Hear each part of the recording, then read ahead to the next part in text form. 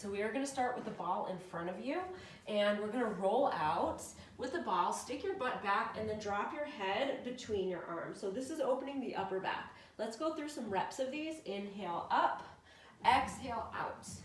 Inhale up, exhale out. Inhale up, exhale out.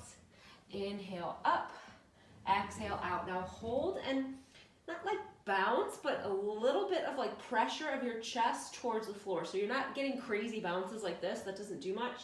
I want you to just start melting your chest to the floor.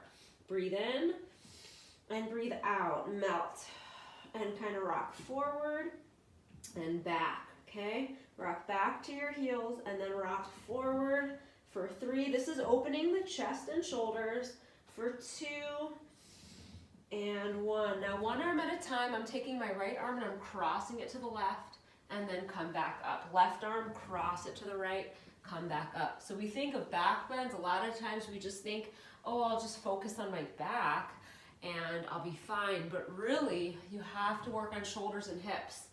And then the back doesn't take as much pressure. That's like one of the biggest tips I could give you as far as getting deeper in back bends. When the areas around the back aren't as tight, then the back doesn't have to do as much work. Of course it's gonna bend, but not as much stress to it, which is very important as far as long-term spine health. Because what's the point in doing this stuff if we're not gonna be healthy about it, right? Exhale, and this is a really, really healthy way to do some back bends and give you the sensation of opening the front body without all the stress of doing it unsupported. All right, so we're just opening through the side. Last 3. This feels pretty good, to me at least, hopefully to you too. Last 2. Last 1.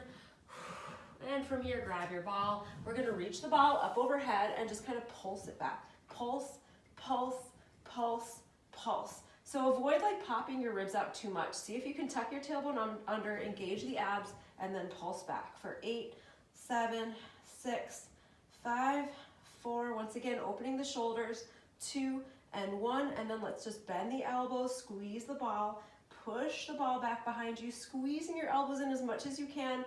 Super awkward, I know. It's opening that upper back, the upper lats.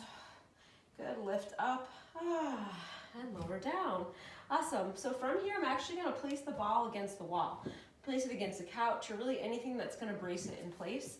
And I'm gonna take my left foot, the top of the ankle, and push it against the ball. So you're pinning it against the wall or the couch or whatever it is you're using. Bringing my right foot forward and just push your ankle into the ball. Curl your pelvis forward. You can reach your arms up if you want, and then press your pelvis forward and then push and lean back.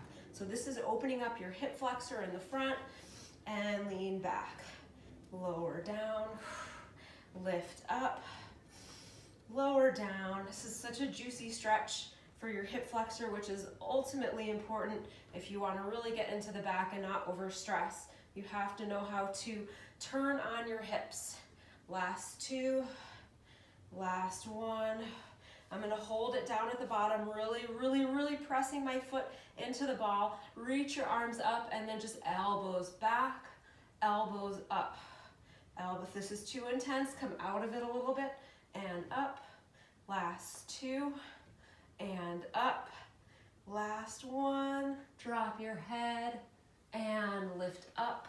Plant your hands and switch sides. So from here, I'm gonna really smash the ball with my right ankle, like push it into the wall, maybe even so much that you're like indenting the ball.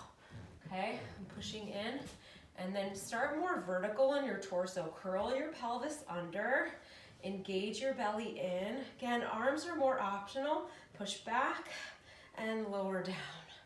Inhale, lift, exhale, lower. Lift and lower, and again, I'm smushing that ball back with my ankle. If it doesn't feel exactly the same on this side as it does on the other side, that's normal. Not everything does, especially hips tend to feel different on one side versus the other. Last 2. Last 1. And I'm gonna hold forward, squeeze your right glute, arms high, elbows back, Inhale, lift. Exhale, pull. Inhale, lift. Exhale, pull. Inhale, lift. Exhale, pull. Last two. Last one. Good, I'm gonna lower down and just kind of fall back a little bit. Breathe into the hip flexor. Such a good stretch. And I'm slowly coming out of it, which might just be the hardest part of this actual exercise, drill, whatever you want to call it, is like coming out of it. It's kind of intense. All right, so what we're gonna do here is sit on the ball. This is my favorite. When I'm feeling tight and I really want to do a back bend, but I like either had a long day at work and I'm not worked up, but I just kind of need that heart opening. Sit on the ball, walk your feet forward. So this is where I was, walking forward, and then just drop your arms back. That ball is totally supporting my head. I'm dropping back and you can rock your feet forward and back. And you're in a back bend. You are getting all the benefits of a back bend here and maybe a little bit less stress, okay?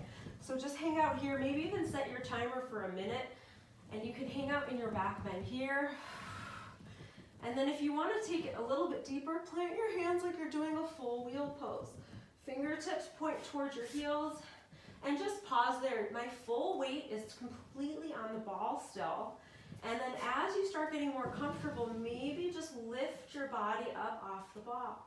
Hold and lift for 3, 2, squeeze. Last one, and lower down. I'm not going to whip my head up. I'm just going to stay laying down, engage the belly, and stay neutral.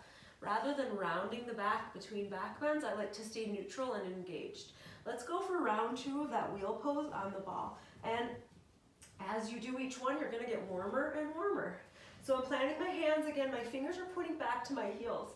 You can stay just as you are, just getting your shoulders used to this position, or you can start to push your hands into the floor, push your feet into the ground, and just lift up. I'm squeezing my front body as much as my back body. If I only squeeze my back, then you kind of jam into your low back. But if you can engage your core, then you'll balance out the back bend in a healthier way. So engage your belly, engage your back, squeeze your legs, squeeze your arms. Breathe into your upper chest. Big breath out. Breathe in and out. And lower down, drop your butt, and kind of roll around. That's another beautiful thing. You have this like self-made massage here on the ball if you like that kind of thing. And just reach your arms back, straighten your legs, see if that feels good. Drop your butt down, and then lift your body back. Bend your knees, drop your butt down, and lift your body back. One more time, drop your butt down, and lift your body back. Now from here, plant your hands. We're not gonna lift your back up, because instead we're gonna work on lifting a leg up. Keep your body pushing into the ball, your back, your butt pushing into the ball. Push into your left foot and then bring your right foot up. You can pause here or maybe straighten your right leg. This is a great way to work on single leg lifts if you're not quite ready in a full wheel or bridge. And lower down and bring your left knee in. Pause here, maybe bring it up. Good, and lower it down. Let's do one more variation. Bring your right knee in, cross your right ankle over your left knee. And so we're getting a hip stretch while we're in a back bend. Good, bring your right knee in and lower down. Pull your left knee in, cross your left ankle over your right knee, open up. Good, I feel that in my left hip and glute. Bring your left knee in, lower down, and then slowly, slowly lower all the way down to have a seat. Again, I'm just keeping my head on the ball so I don't whip up and get this huge change in blood pressure from your head being back. And it feels really good. I feel like I can breathe into my upper back a little bit more just from doing a few of those. Now let's work on some camel poses with the ball. To me, I think it's a little bit more intense because you're scrunchy, but that's totally up to you. I can see it, I can kind of see it both ways, where you might feel like the wheel is more intense or you might feel like the camel variation is more intense. It doesn't matter, just so long as you're working within your levels. And if this class is a bit too intense for you today, just take the portions you can do, keep doing them, and then come back, and you're gonna notice you're gonna open up, you're gonna get stronger and much more flexible if you keep with this program, all right? So push into your feet, and then I'm dropping my back onto the ball, just like we did in the wheel, but now my shins are on the floor. And then drop the head back, and once again, I'm just reaching my arms back. So this is like camel pose or almost full kapotasana, which is a really, really deep back bend. So start with the arms back, see how that feels. I'm clasping my hands, and then swing your arms around, maybe reach towards your ankles or heels. You can actually come up, depending how big your ball is. I don't think I can reach, and how long your legs and arms are. I don't think I can totally reach my heels here, and it doesn't feel that good anyway, so I'm just gonna lay my arms open, and this is really restorative because you can breathe into the upper chest. So in fact, place your left hand on your chest and your right hand on your belly. I want you to breathe so that your left hand rises really, really tall to the sky as you inhale, exhale. So make your chest hand lift, inhale, exhale. One more time, inhale, exhale. And again, you can just hang out in camel pose here for a little bit longer, because again, sometimes camel can feel crunchy on the back. The beauty of this is you're supported. It feels amazing to me. I hope it does to you too. Make sure your ball has enough air in it to support you.